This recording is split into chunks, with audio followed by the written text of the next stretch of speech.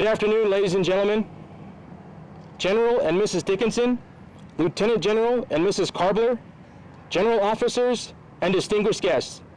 Welcome to the unfurling of the United States Army Space and Missile Defense Command colors.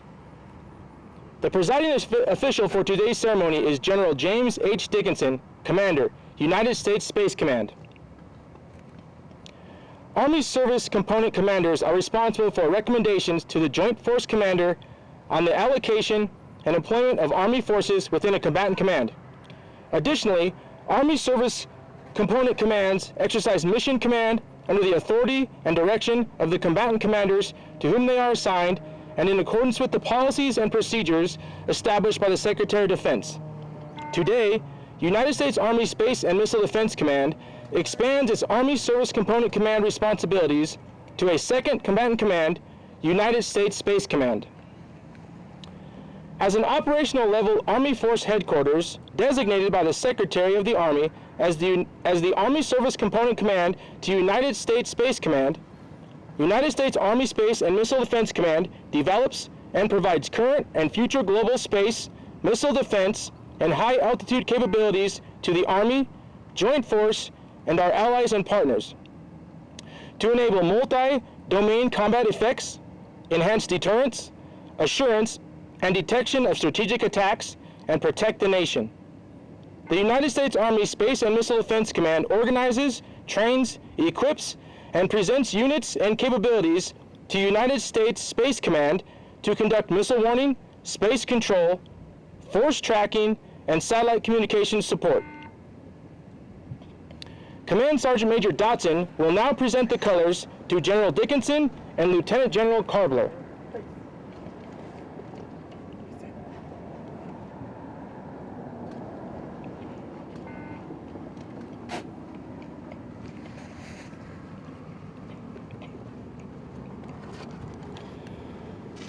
In accordance with Headquarters Department of the Army, Exord number 150-19, the U.S. Army Space and Missile Defense Command is designated the Army Service Component Command to United States Space Command and United States Strategic Command to improve command and control, unity of effort, and synchronization of space and missile defense operations.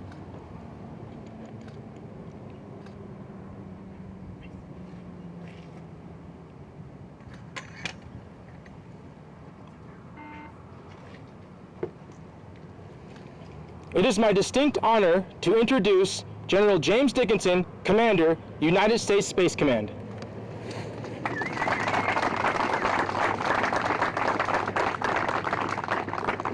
Well, good afternoon.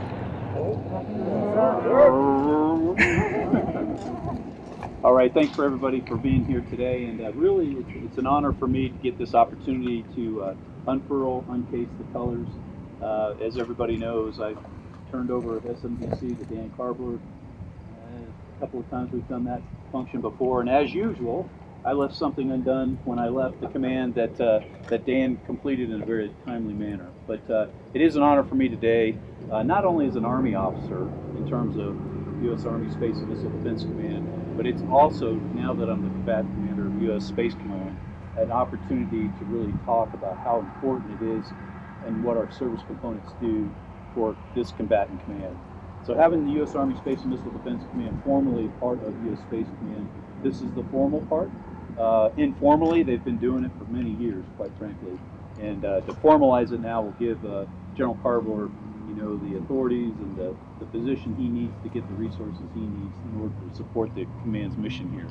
And so while they've been doing it for, I guess, since 1988, it's formal today. And it's interesting to look at the responsibility that General Karbler and the team at SMDC will have in terms of being a dual-added ASCC to both U.S. Strategic Command and U.S. Space Command. And in my mind, that is actually a great integration opportunity for some of our very important mission areas between STRATCOM and U.S. Space Command. So to be able to have one talented organization and leader with Dan Karbler and his team, really at my fingertips to help me do my mission. I know if Admiral Richard were here today, he would say the same thing on behalf of U.S. STRATCOM. So for me, this is a great day. By the way, this is my first official act as the new U.S. SPACECOM Command. Chapter, to be able to come out here today at Schriever Air Force Base and be able to present, or have General Karbler present his command to U.S. Space Command. So I couldn't be prouder today, both as a joint warfighter in space, as well as an Army soldier. So again, thanks for coming out today, and congratulations. Cool.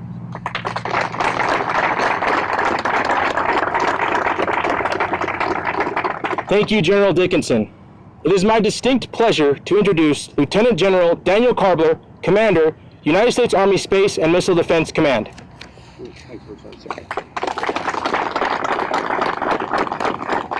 Sir, thanks very much for making this your first official act. Maybe your second official act will be firing me then as the commander after That's later. But yeah, so we have been doing this for a very long time. 1988, the first evolution of Space Command. We stood up our space within Space and Missile Defense Command, and for 32 years we've been providing soldiers, units, equipment, capabilities to the Army and to the joint warfighter.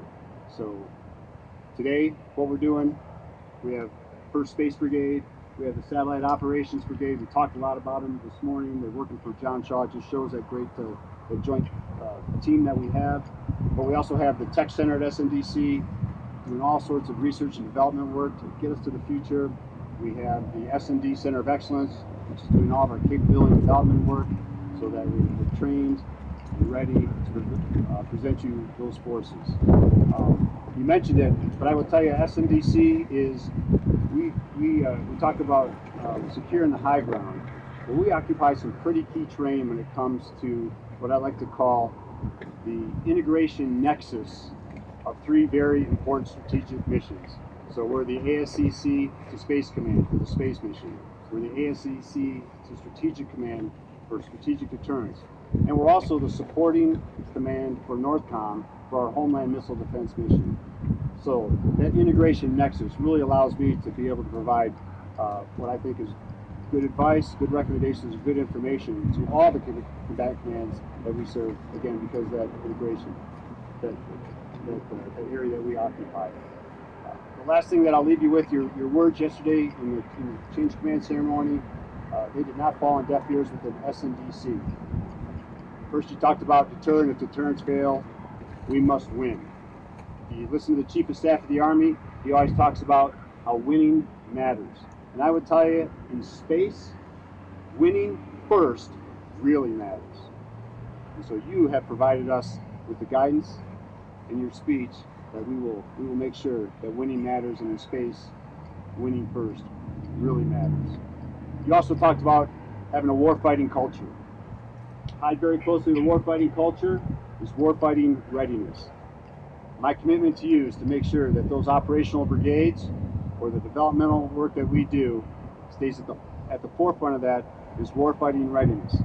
And as we look down the road and we look at the potential for transfer of Army forces potentially into the Space Force, we have to make sure that that's a conditions-based transfer, and that when we do that, it's done with meticulous analysis, because my commitment to you is to make sure that we retain that warfighting readiness. And I talk about conditions-based, right at the top of that conditions-based is to make sure that we do not lose the warfighting readiness with any kind of transfer decision. So you have that commitment from me, sir.